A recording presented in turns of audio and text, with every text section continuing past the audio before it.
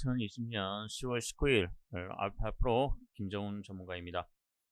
자, 오늘 전반적으로 시장이 장 초반에 괜찮은 양상을 보였다가 점차적으로 매물이 나오면서 지금 방향성에 대한 매매 공방이 좀 치열하게 이루어지고 있습니다. 오늘 일단 미중 갈등 가능성과 그 다음에 미 대선 불확실성, 그리고 최근의 조정에 따른 이제 제약 바이오, 그리고 지금 많은 분들이 좀 관심을 많이 가지실 만한 헬릭 스미스의 어떤 대응 전략, 이렇게 해서 전체적으로 좀 시장에 대해서 흐름을 좀 살펴보도록 하겠습니다.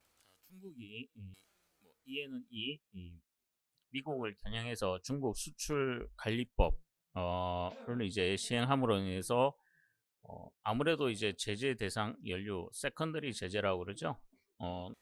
우리가 직접적으로 거래를 안 하더라도 다른 나라를 통해서 거래를 할 경우에 어떤 그 부분에 대해서 제재 가능성, 이러한 부분들이 아무래도 미중 갈등 가능성을 좀 키울 가능성이 높습니다.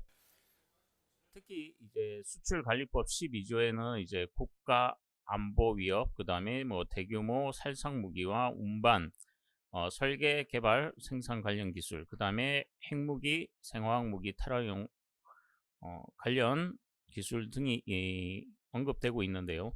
전반적으로 이제 뭐 하위에 대한 어떤 미국의 제재, 이러한 부분들이 상대적으로 영향을 줄 가능성이 높습니다. 그래서 오늘 장 초반에 히토류 관련주들이 급등을 하는 그런 모습들을 보여주고 있죠. 지금 시장에서는 어떠한 이슈만 나온다 그러면은 그러한 이슈 쪽으로 그 방향성을 잡지 못하고 수급의 어떤 쏠림 현상, 그러기 때문에 일시적으로 올랐다 이제 장 마감 부분에 일시적으로 또 빠지는 이러한 치고 빠지기 장세가 반복되고 있는 것입니다. 그렇기 때문에 여러분들이 이러한 부분들에 있어 가지고 시장에 대해서 대응을 하실 때는 전반적으로 단기 조금 트레이딩 어떤 세타 이슈에 대해서 접근을 하실 때는 단기 트레이딩 쪽으로 대응을 하시는 것이 좀 바람직할 것으로 판단이 됩니다. 자, 오늘 원달러 환율은 지금 다시 4.7원이 내렸습니다. 계속 말씀을 드렸지만 원래 원화 강세가 될 경우에는 외국인들은 아무래도 양시장 매수가 들어올 가능성이 높다고 계속 말씀드렸습니다. 오늘 기간은 코스피 시장에서 강한 매수세를 보여주고 있고 지금 매매 공방이 상대적으로 좀 치열하다, 이렇게 판단이 됩니다. 전반적으로 이제 상승 종목 수와 하락 종목 수가 어떤 방향성을 잡지 못한 상태에서 전체적으로 좀 변동성이 보이는 가운데 외국인들은 첫 번째 시세 차익과 배당 두 가지를 보고 들어오고요. 세 번째로 이제 가능한 게 이제 환차익을 보기 위해서 들어오는 겁니다. 지금 내년 3월까지 공매도가 금지되어 있기 때문에 외국인과 기관들이 매매를 할 경우에는 일정 부분 올라와 있는 부분들에 대해서 차익 실현을 하면서 공매도를 이용하기 때문에 상대적으로 리스크 해치와 어떤 수익 극대화의 어떤 방향으로 갈 가능성이 높습니다. 다만 오늘 지금 이제 뭐 니케이도 지금 한 1%대의 상승세를 보여주고 있고 홍콩 시장도 0.7%대의 상승세를 보여줌으로 인해서 전반적으로 시장은 강보합권 내지는 약보합권에서 좀 마무리될 가능성이 좀 높아 보입니다.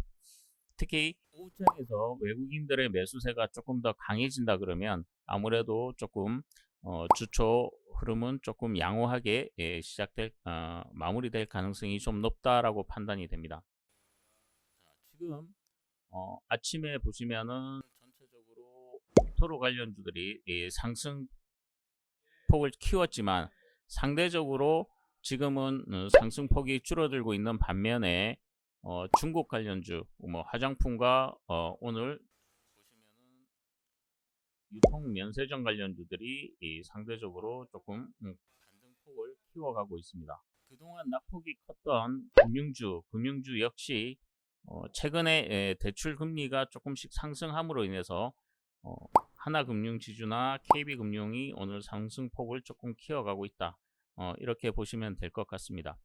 물론 최근에 이제 장의 어떤 흐름, 이슈가 나왔던 종목들에 대한 어떤 변동성들이 조금 커져가고 있고, 아울러 지금 이제 낙폭이 컸던 2차 전지와 자율주행 쪽으로도 또 수급적인 변화가 들어오고 있습니다.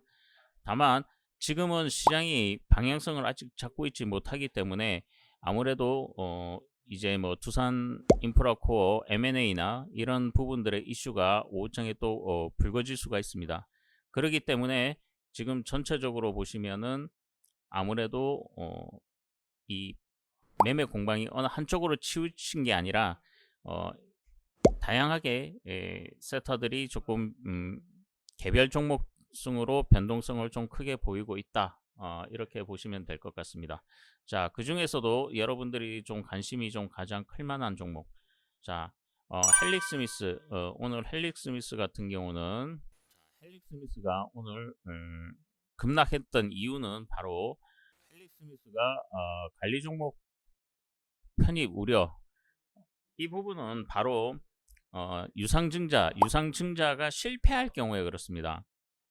그러니까 이제 유상증자의 불확실성이 좀 부각되고 있는 가장 큰 원인은 우선 신주 배정 기준일이 또 변경이 됐습니다.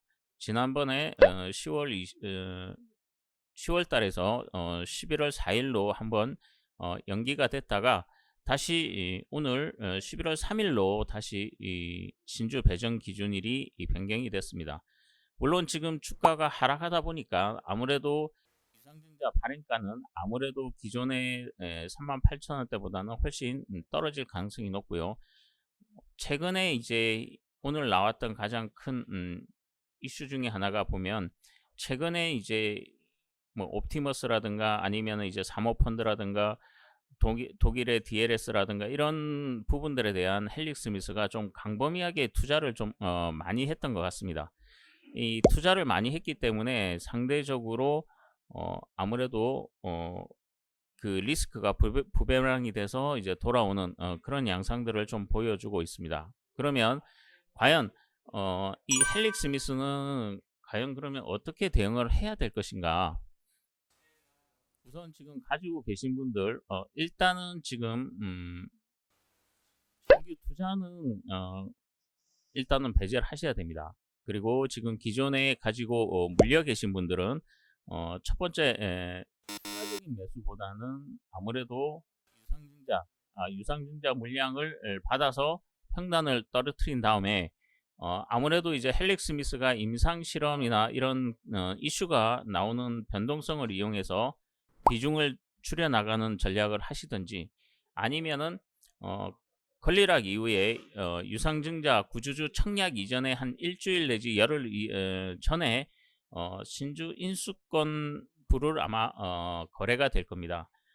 그거는 이제 각 거래하시는 증권사에 확인을 해보시면 그 일정이나 그 가격대를 알 수가 있는데요. 대체적으로 첫날 매수하시는 게 아니라 대체적으로 마지막 날 흐름을 보고 마지막 날이나 전날 전체적인 흐름을 보고 유상증자가 한 0.28 정도 나오니까 100주 하면은 28주가 나오죠. 그렇기 때문에 나머지 72주를 이제 매수를 해서 기본적으로 이제 보유 종목과 유상증자 수량을 1대1로 맞춘다 그러면은 평단 자체가 많이 떨어지겠죠. 그렇게 해서 어떤 임상 실험이나 다른 이슈가 나왔을 때 변동성이 나옴을 인해 가지고 비중을 줄여 나가는 전략으로 대응을 하실 수밖에 없습니다. 아니시면 아예 이 종목을 나는 이제 이 종목 투자가 힘들다라고 생각되시면 그냥 이 종목은 유상증자도 받지 않고 올라올 때까지는 기다릴 수는 밖에 없는데 그렇게 되면 아무래도 시장의 시간에 대한 어떤 장시간이 걸릴 가능성이 높기 때문에 그러한 부분들은 이제 여러분들이 잘 판단을 하셔야 될 것 같고요. 아무래도 이 헬릭스미스는 이제 아마 다음 주총에서 조금 이제 관건들이 좀 많이 나올 가능성이 높습니다. 왜냐하면 이제 경영진에 대한 어떤 그 문책 이런 부분들이 충분히 나올 수 있는 부분이고, 지금 추가적인 하락 가능성도 배제할 수 없기 때문에 11월 2일 권리락 이후에 어떤 흐름을 보일 것인지의 흐름을 보면서 대응 전략을 세우시는 것이 바람직합니다.